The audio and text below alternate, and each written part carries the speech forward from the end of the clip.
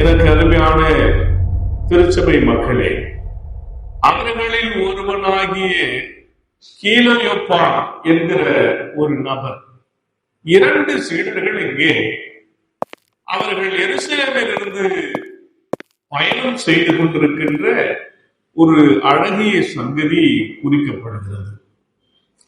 ஆண்டவர் இயேசு உயிரோடு எழுந்துவிட்டார்.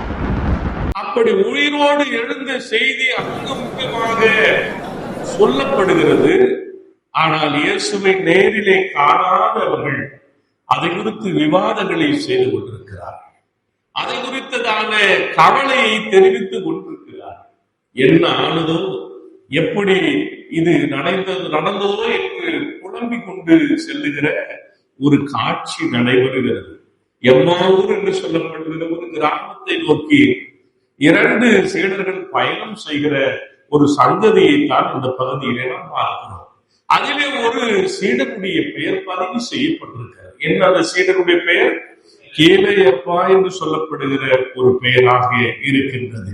முதலாவது இந்த கீலயோப்பா என்கிற இந்த பெயருக்கான விளக்கத்தை உங்களுக்கு சொல்லிக் கொடுக்க ஆசைப்படுகிறேன். இந்த கீலயோப்பா என்பது ஒரு கிரேக்க பெயர், சரியா? தமிழ் பெயர் இல்ல, இது ஒரு கிரேக்க பெயர். இந்த கீலயோஸ் அப்படின்னா புகழ் அப்படின்னு அர்த்தம், அல்லது கீர்த்தி, குளோரி அல்லது ஃபேம் என்று சொல்லுவார்கள்.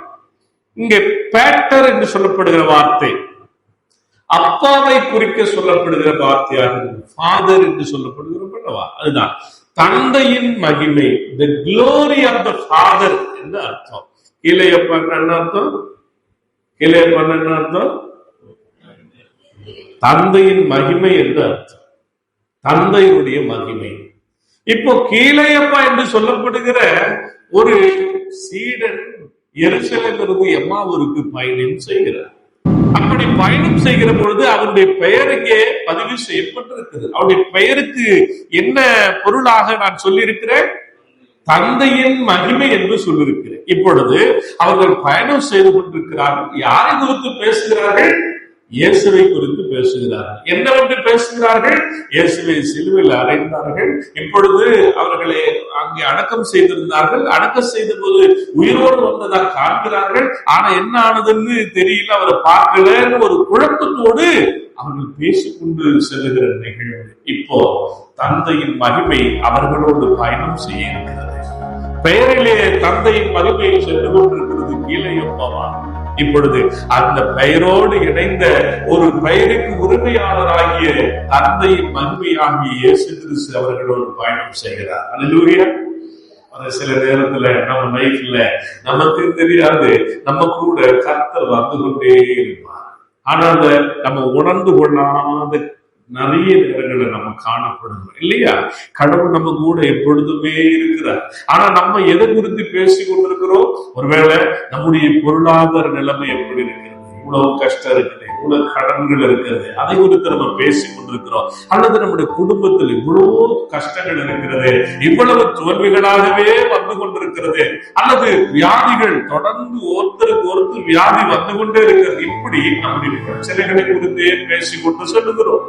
எப்படி இந்த 2 சகோதரர்களும் அந்த பிரச்சனை குறித்து பேசிக்கொண்டு சென்றார்களோ, அப்படி நானும் கூட நம்முடைய வாழ்வில அநேக பிரச்சனைகளை குறித்து பேசிக்கொண்டு செல்கிற கிறிஸ்தவர்களாய் நாம் இருக்கின்றோம். ஆனா உங்களுடைய கண்ணீரை சுற்றி உள்ள தேவ வல்லமை, உங்களை சுற்றி உள்ள தேவ வல்லமையை நீங்கள் மறந்துவிட, உங்கள் கண்ணீர் ஒரு பொழுதும் கவலை ஒரு பொழுதோ இடம் அளித்து விடக்கூடாது.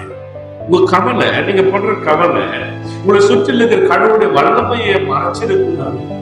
உங்க கண்ணீர் உங்கள் வாழ்வில கடவுளின் வல்லமை இருக்கிறது, அந்த வல்லமையை மறைத்து விடக்கூடாது. இங்க கவலை கடவுள் நம்மோடு இருக்கிறார் என்கிறதை மறந்து போனது, மறைத்து போனது.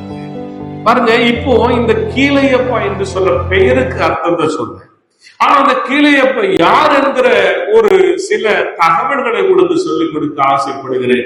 யோவான் எழுதின நற்செய்திகள் 19வது அதிகாரத்துல 25வது வசனத்தை நீங்க படிப்பீர்கள் சொன்னால், இயேசு சிலுவையில் இருக்கிற பொழுது அந்த காட்சி சொல்லப்படுகிறது. இயேசுடைய சிலுவையின் அருகே அவருடைய தாயும்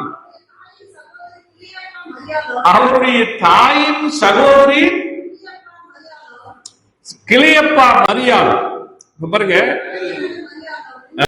அங்க கீழையப்பா இயேசுவின் தாயாகிய மரியாள் இருக்கிறார் அல்லவா, அவருடைய சகோதரியின் கணவர் என்று அவரை சொல்லுகிறார்கள். அது குலோப்பா அப்படின்னு சொல்லுவாங்க. குலோப்பா.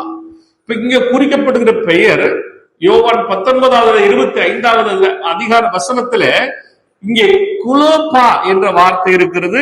இது மரியாளுடைய சகோதரனுடைய கணவருடைய பெயராக இருக்கிறது.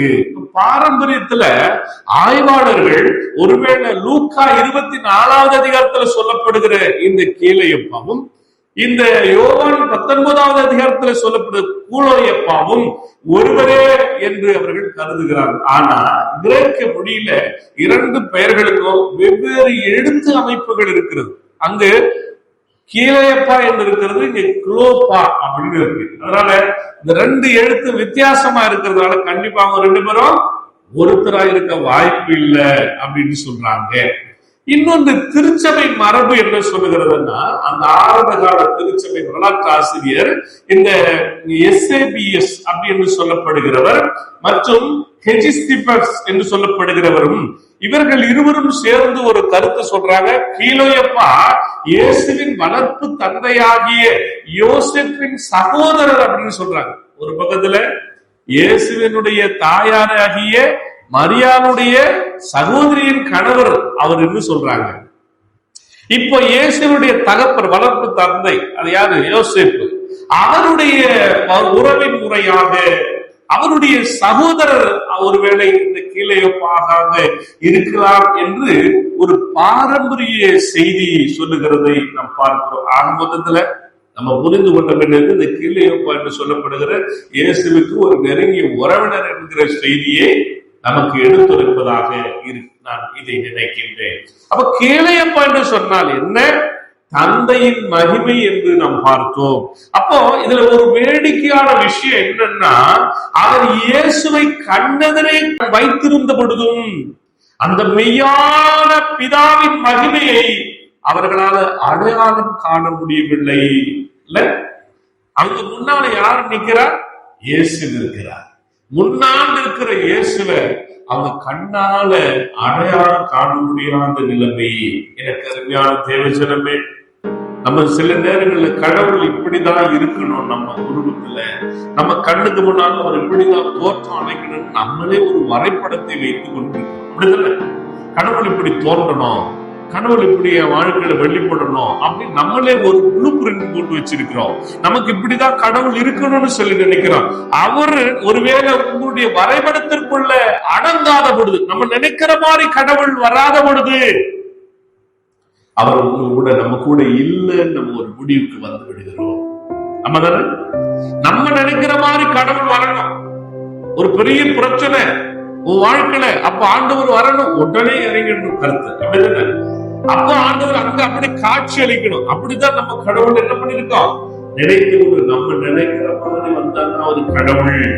ஒருவேளை நாங்க எதிர்பார்க்கிற விதத்துல அவர் வரலன்னா அவர் கடவுளே இல்லப்பா, அவர் எங்க போனார்னு தெரியலன்னு நம்ம நினைத்து விடுகிறோம். அப்படித்தானே?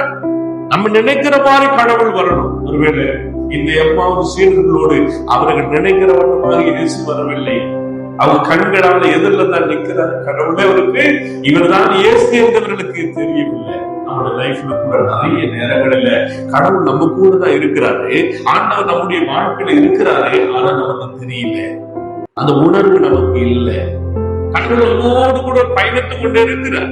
உன் கஷ்டத்துல நீ அழுகிற பொழுது, நீ சிரிக்கிற பொழுது, நீ போராடுகிற பொழுது, நீ தனிமையில் இருக்கிற பொழுது, நீ வியாதியில் இருக்கிற பொழுது, நீ கண்ணீரோடு இருக்கிற பொழுது, எந்த நிலைமையிலும் கடவுளோடு விலகிறதே இல்லை. கடவுள் எப்பொழுது உன்னோடு இருந்து கொண்டுதான் இருக்கிறார். ஆனா நீ நினைக்கிற மாதிரி கடவுள் வரணும் நினைத்து கொண்டிருக்கிறேன், நீ நினைக்கிற மாதிரி எதிர்பார்க்கிற மாதிரி கடவுள் வரணும்னு நினைக்கிற. அப்படி வந்தாதான் உனக்கு உன் கண்களுக்கு தெரிகிறது. ஆனா ஆண்டவர் எப்பொழுதும் நம்ம கிட்ட விலகுவதே இல்லை. உயிர்த்தெழுந்த கடவுளாய், வல்லமை நிறைந்த கடவுளாய் உன்னோடு கூட பயந்து கொண்டே வருகிறார். நம்மோடு கூட அந்த வல்லமையின் தேவன் நம்மோடு இருக்கிற ஒருவேளை இன்னைக்கு தேவனுடைய சமூகத்துல வந்திருக்கிற தேவ ஜனமே, இன்னைக்கு ஆண்டவருக்கு கூட எப்பொழுதுமே இருக்கிறார் என்பது மறந்து விடாதுங்க. எந்த சூழ்நிலை நம்மளை விட்டு விலகிறார் என்ற ஒரு நினைப்புக்கு சென்று விடாதுங்க. ஆண்டவர் எப்பொழுதுமே நம்மோடு இருக்கிறார்.